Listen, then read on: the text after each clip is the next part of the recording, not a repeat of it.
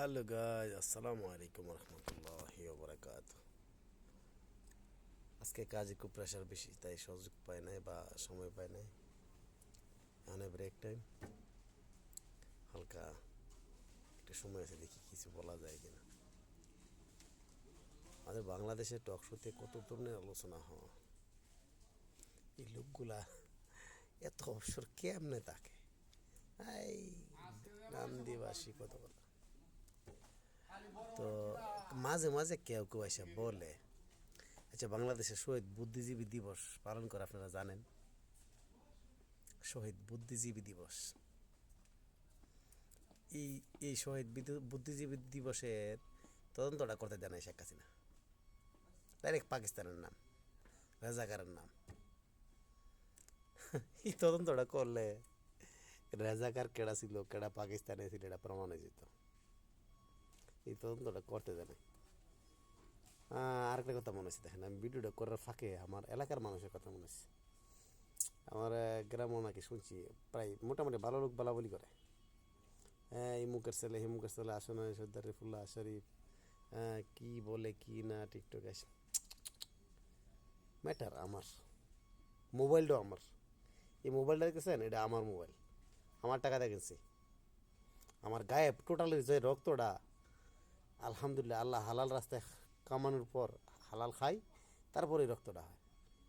এই সব কিছু দেখতেছেন সব হালাল, এটাতে হারামের কোনো কানেকশন নাই। বই কারে ফামু, আর পরে কি বই স্যাডের চিন্তা করার সময় আছে? হ্যাঁ, আর গ্রামের মানুষ কি তারা জানাস না শরীফ করে বই ফান আছে?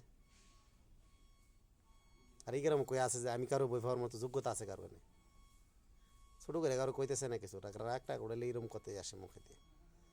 আমাদের bad record good record background check করো গিয়া যাও, প্লাস ব্যাক ভরা আছে। তো তদন্ত করতে দেয় নাই। শহীদ বুদ্ধিজীবী দিবস আমরা পালন করি, আন্দার ঘরে বাইন্দার নাচে বা খট করলে আরও বেশি নাচে, এইরকম চিন্তা আর কি। কোনো একটা ঘরে আইন্দার ঘর যেতে লকরের ভিতরে কী আছে না আছে হাফ না ব্যাংক কেউ জানে না। সেম শহীদ বুদ্ধিজীবী দিবস, শহীদ বুদ্ধিজীবী দিবস আমরা পালন করি, বাস আমাদের বুদ্ধিজীবীদেরকে মারছে ইন্ডিয়া। এই কথাটা প্রমাণ করো না একমাত্র আল্লাহ ছাড়া আর কারো পক্ষে সম্ভব না। কেন জানেননি? আমি যদি ফেরেস্তাও হয়ে যাই গা, তো আপনারা এসে বললে আপনারা যারা বাংলাদেশে আছেন কেউ বিশ্বাস করবেন না, কারণ আপনাদের মাথার মধ্যে ভারতের বুথ চেপে গেছে। যে মুসলমান ওয়াল্লাই যদি কোরআন শরীফ পড়ে থাকেন, কেউ মসজিদে গিয়ে থাকেন, কায়দা পড়ে থাকেন বা নামাজ পড়েন, কোনো মুসলমান যদি ভারতের সাপোর্ট করে, হ্যাঁ যেন ইসরায়েলের পুরাটা দায়িত্ব বাবা হিসেবে পালন করলো। ভারত ইসরায়েলের চেয়ে আরও বেশি খারাপ। আমাদের মুসলমান ভাই বোনদেরকে মারতেছে, 12টা মাস মারতেছে, মসজিদ ভাঙতেছে, এই করতেছে সেই করতেছে। ভারতের দালালি করেন না, যাটা লিগেল এটা বলেন। যদি আমার দেশে অন্যায় করে 100% লিগেল আপনি বলবেন, আর যদি আমাদের দেশে অন্যায় না করে, ভারতের অন্যায় করে, এটা 100% লিগেল বলবেন। আচ্ছা, এই বুদ্ধিজীবীদেরকে ভারত হত্যা করছে, আচ্ছা কেন জানেননি? আচ্ছা বলেন তো। ওই সময়কার বাংলাদেশের মানুষ খুশিতে আত্মহারা, নিজেও জানা কে কী করতেছে, খালি নাচানাচি, ওই হই হই হই, বাস দেশ স্বাধীন করে বলেছে। খুশির টেলায় নিজেও কিন্তু কইতে পারে না কে কোথায় আছে। আর ওই ফাঁকে চান্সটা নিছে ভারতের সৈনিকরা, পাকিস্তান আর রাজাকারের নাম দিয়া বা ভারতের লোকেরা ওই ওই প্ল্যানটা করে মারছে। আর এই বুদ্ধিজীবীরা যদি না মারি, দেশটা তো উন্নতি যাবে। দেশটা যদি উন্নত হয়ে জায়গাতে, তো আমরা পিছিয়ে পড়ে যাবো, কারণ ভারত তো কোনোভাবে আগাইতে পারতো না বাংলাদেশের সাথে। বাঙালিরা প্রচুর মেহনতি, বুঝতে পারছে? আরেকটা জিনিস বাদ দেন, এটা বাদ দিলাম, আরেকটা জিনিস দেন। পিলখানা হত্যাকাণ্ডের তদন্ত করতে পারে নাই, জানেননি? পিলখানার নাম শুনছেন নি? সেনা বা বিডিআর হত্যাকাণ্ডের, বিডিআর রাজা সেনাবাহিনীদের মারছিল, কেউ কি জানেন? বিশ্বাস হয়? আমিও দেশেই ছিলাম, শেখ হাসিনা ক্ষমতায় হেলে আসছে, আইসাই দিলে নেই, বাস দাম দাম মেরে বলাইছে। কেন জানেন? এই 57 জন পুরা সৈনিক একটা আওয়ামী লীগ সাপোর্ট করতো না, ওরা বিএনপিও করতো না, কিন্তু এরা ভারত বিরোধী ছিল। কিরে ভাই, আমার দেশের খায়, আমার দেশের পরে, আমার দেশের বেতন নেয়, আমাদের ট্যাক্সের টাকা নিয়ে সেনাবাহিনীরা কাজ করবে ভারতের, এটা কি সম্ভব? তো তারা দেশপ্রেমিক ছিল, তারা আওয়ামী লীগের সাপোর্টটা করতো না, আওয়ামী লীগ যে অত্যাচারটা করছে ওইটা পছন্দ করতো না। এখন দেখতেছি আবার বর্তমানে বিএনপির আওয়ামী লীগের চোখে দেয় বাংলাদেশের, তার মানে ভারতের সাপোর্টে বিএনপি চলতেছে।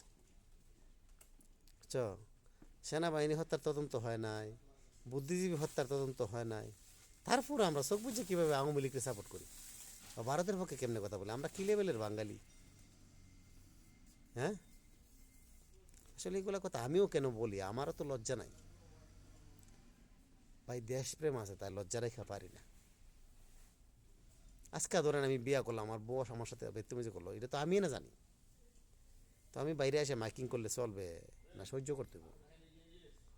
এটাই এটাই স্বামীর ধর্ম বা স্ত্রীর প্রতি, বা স্ত্রী একটা ভুল করলে স্বামী মাইনা নিতে হয়। তো সেম আমার দেশ 2-4-5 জন লোক খারাপ হইলে তো আর দেশ অচল হয়ে যাবো না, বা 2-4-5 জনের দিকে তাকায় তো আমরা বসে থাকতে পারি না। আমাদের দেশটা ধ্বংস করে ফেলেছে আওয়ামী লীগ, একজনের চিন্তা করে না। $238 বিলিয়ন মানে জানেননি? আচ্ছা, কেউ কি বুঝেননি $238 বিলিয়ন কত হাজার কোটি টাকা হয়? $1 বিলিয়ন হলে বাংলাদেশের প্রায় 120 বিলিয়ন টাকা হয়, চিনি বেশি হয় মনে হয়। $100 কোটি হইলে 1 বিলিয়ন হয়, বুঝছেন? এটা সাধারণ হিসাব না। $138 বিলিয়ন,